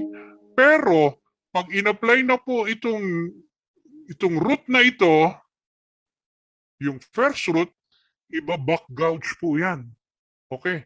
Pag binak gouge na yan, malinis na yung root nitong first weld, tsaka po ia-apply yung second weld to make sure that, to ensure na ito ay complete joint penetration. Kaya nililinis po yung root para po makapa yung weld nito, no? Yun ang purpose ng back gouge. Yan po ang nakasaad dun sa AWSD 1.1. Pag gumagawa po ng plate na groove na dapat na walang backing plate, na wala pong backing plate, dapat dapat ay double V na naka-back gouge. Yan po ang nasasaad sa AWSD 1.1 kapag po kayo igagawa ng V-groove weld sa plate. Okay? Pwede, dapat ay may backing plate. Kung walang backing plate, double groove ang gagawin, iba back gouge.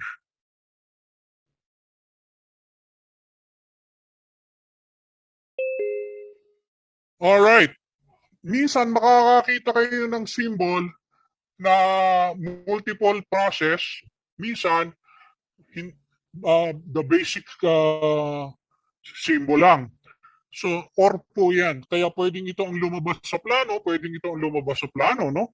So, pag binasa ko po itong multiple process, this is V-groove weld arrow side first operation. Ito po ay colorless. Assuming hindi ko po nakikita ito, ha? Ito po ay colorless, kaya ito ay back or backing.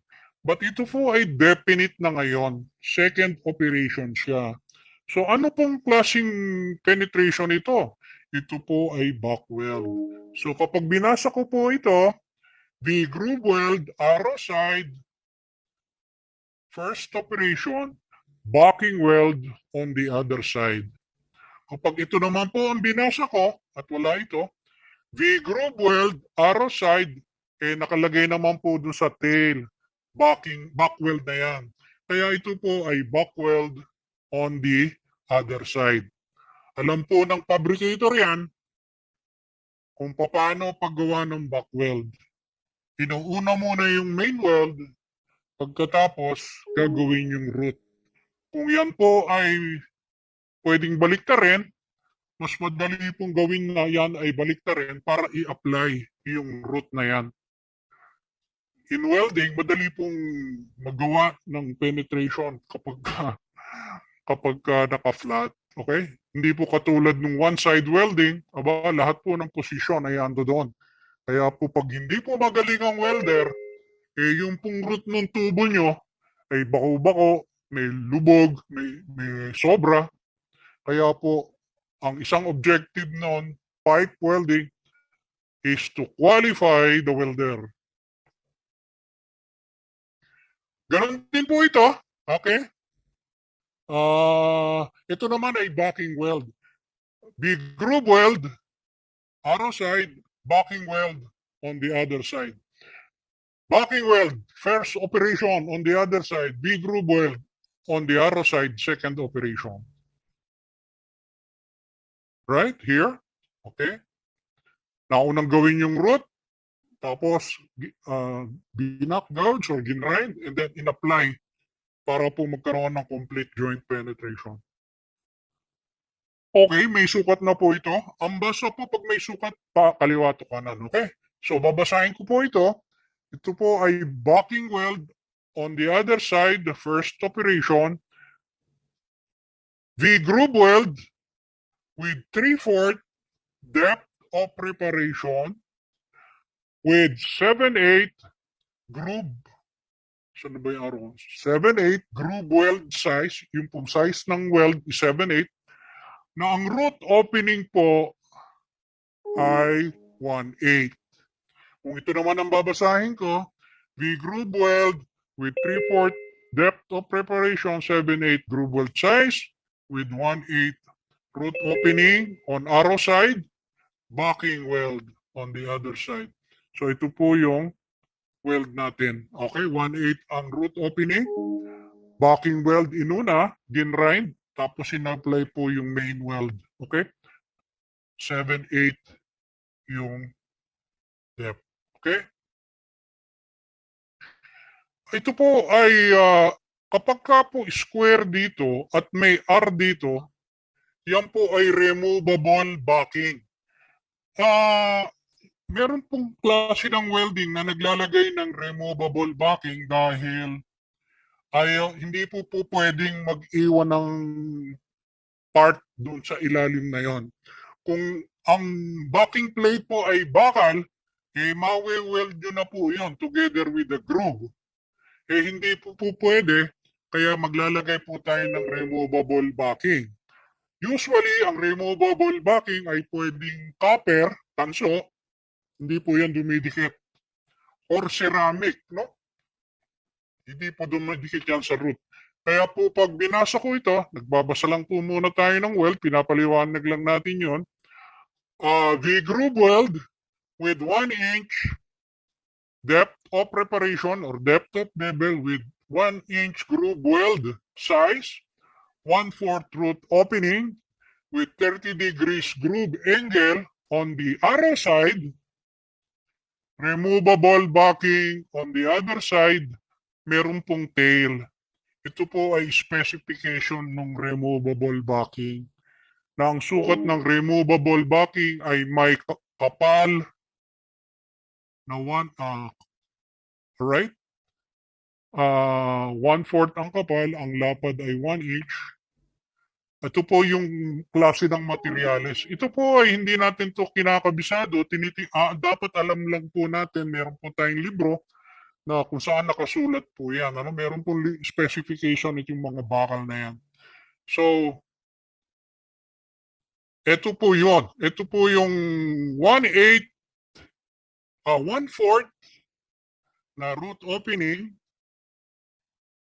na may 30 degrees na groove angle. Ito po ay mayroong 1/4 na kapal ng plate at may lapad. Okay, removable backing po ibig sabihin yan. Alright, ganun din po ito. V-group po ito na may 1/2 root opening, may 20 degrees. Okay, 1/2 ang ano. Ito po yan. Alright. Ito po ay kinuha ko lahat dun sa drawing ng 2020 edition ng standard ng welding symbol. Kaya kung meron po kayong standard na ganito, pwede nyo pong reviewin yan. I think, padalin nyo ng basahin. Okay? Yan po ay kinuha ko lang doon as an example. Talking about spot welding, strength in spot of weld per pound. Ito po, 200 pounds. Ang tibay ng spot. Ibig sabihin,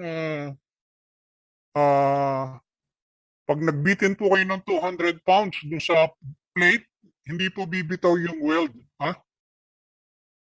Kapag 200 or less ang nilagay niyo. Pag sumobra, magfe-fail na po yun. Pwede pong 600, pwede pong 800 doon sa yung no arrow side significance. Yan po ang ibig sabihin yan. Kapag if you recall, kung meron pong number in parenthesis, yan po ay number of spot. Kapag yan po ay spot welding ang pinag-uusapan. Yan po ay spot welding, pero ito po yung process po. Dito po nakasulat yung G-TOW. Kanina po ni-review natin na ito ay gas tungsten arc welding. Siyam na spots ang gagawin, pero G-TOW ang gagamitin pang spot. Yan po ang ibig sabihin niya. Kaya po pinasadahan natin yung mga processes. Okay, dito naman po ay nasa kaliwa ng figure, nasa kaliwa ng symbol, ito po ay size. Size, yung diameter po ng spot. Pero G-TOW ang gagamitin. Okay, ito po yung spot. Pero G-TOW ang gagamitin. Again, tingnan ninyo, doon sa tail, meron na namang acronym RSW. Ano po ibig sabihin nun? Kaya po pinaliwanag natin kanina yung resistance spot welding. Kaya dito po ang application nun. Ang resistance spot welding, yung number po on the right of the symbol, ito po ay bilog. Usually, ang nakalagay dito ay length and the pitch. Okay? Since yan po ay bilog, wala pong length ang spot weld. Yan po ay automatically na nagiging pitch. Ang ibig pong sabihin ng pitch is the center to center distance. Yung pong spot weld ay may center to center distance na bilog. Remember, pag bilog po yan, yan po ay automatically becomes the pitch, hindi po length. Okay? And this is resistance spot weld. Seam weld. Length of the seam. Ito po yung sinasabi ko kanina. Ito po yung symbol ng length of the seam. May parallel line. From the spot, meron pong parallel line. Ibig po sabihin continuous. Yung spot, pwede pong tawaging, right? Kapag ka po metric ini-specify ng American Welding Society na yan ay metric and mm. So ang haba po. Since nasa kanan yung symbol, okay? Ito po ay ang haba. Hindi na po bilog yan, may length na po yan, kaya yan po ay 100 mm. Ang haba pa nito is assumed to be 7 inches. Right? Yun po ang seam. Ang diferensya lang po ng seam tsaka ng spot, yung spot po, pwedeng tuloy-tuloy, dikit-dikit. Pero pag hiwalay, spot po yun. Okay? Again, kaya po RSEW. Naalala niyo po ba yung RSW nung kinuha natin yung resistance welding? Ibig pong sabihin yan ay resistance seam welding na may diameter kasi nasa kaliwa ito. So ito ay the diameter of the spot of the seam. Diameter, yeah, the diameter, yung itong thickness, no? Ito po yung thickness, yung size ng seam, 0.62 inches.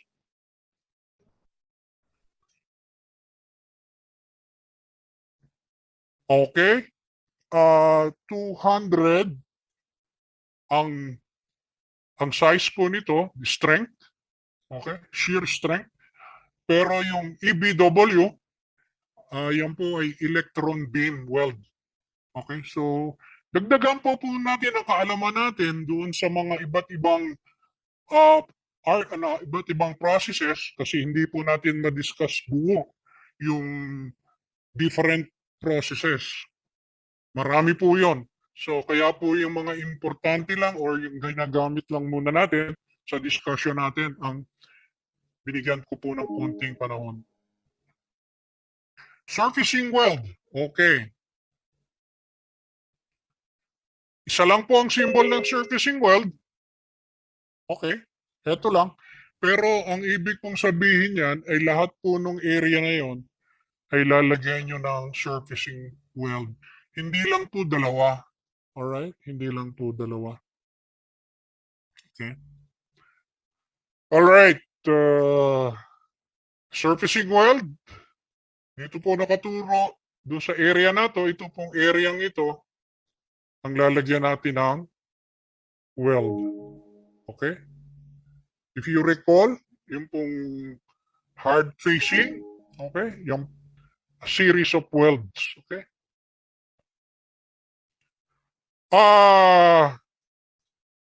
Ito rin po ay surfacing weld. Pero ito po ay isang example ng buttering. Butter. Ito po, lalagyan natin ng weld yan. Okay? Buttering. Kasi pag sinabi pong buttering, posibleng may dumadaan pong abrasive solution dito, no? Abrasive solution. Na kung gagawa pa sila nito ng, halimbawa, stainless, medyo mahal po yung gagawing container na stainless.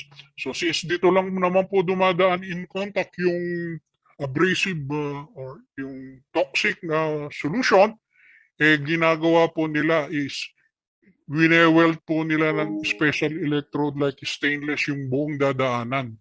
So yun lang po ang gastos nila. At ito ay pwede ng ordinaryong bakal. And that is called buttering. Okay? And this is part of surfacing weld. All right. I hope I'm not too fast. Okay. That is our discussion about welding symbol. And at least we have a few minutes or time. It's about 11:20. So we can still devote to dun sa question. Ma'am Jasmine, Ma'am Rika. Yes po, sir. I am done with my discussion. So I'm sorry if I discuss that a little bit faster, but I hope you understand what we have discussed. Ang point po dito is you cannot be conversant or be familiar with this in one sitting. Especially doon sa doon sa welding symbol. You have to devote time to memorize kung ano yung nilalaman ng welding symbol. At doon sa latter part, yung ginawa natin, and-explain po natin paano ang pagbasa ng welding symbol. Okay? So, all right. So, Ma'am Jasmine, I hope I'm not too fast for that discussion. Meron po ba kayong point of clarification? I'm sure meron dahil medyo kulang po yung oras natin. Actually po, pag diniscuss po namin yan sa regular discussion namin, medyo may halos kalahating araw din po. At yung pong mga participants namin ay more or less prepared na sila doon sa mga terminologies, sa joint design, and the processes. Ang talagang pinag-uusapan na lang namin doon ay yung welding symbol. Okay? So I hope for that short span of time, ay medyo may napulot po kayo. I hope you won't be disappointed doon sa discussion natin. Okay po? Meron po ba tayong tanong? Ayan po. Thank you so much po, Sir Ding. Yes. Parang may question po si Ma'am Thelma Mendoza po. Yes. Hello, Ma'am. Nag-raise po kasi siya ng hand. So. Ma'am, tayong organization po nila. Ma'am. Ma'am Mendoza, pwede po tayong mag-unmute para po makapagtanong po tayo kay Sir Ding. Ayan po. Mukhang napindot lang po siguro, Sir Ding. Okay. So, all right. po. Kung wala po tayong question, dapat All right. Ang point ko lang po dito, no? Kinuha ko lang po yung basic symbol doon sa standard ng 2020 at nilagay ko na lang po sa PowerPoint para po maintindihan ninyo. Ganun po talaga, no? Dahil in fact, para po kayo magka-question, dapat naintindihan or nabasa na rin po natin yung at least yung standard para kung meron po kayo. Kasi obviously po, madali lang naman po. At most of the symbols are self-explanatory. Kaya lang, you have to devote time para po lalo nyong maintindihan.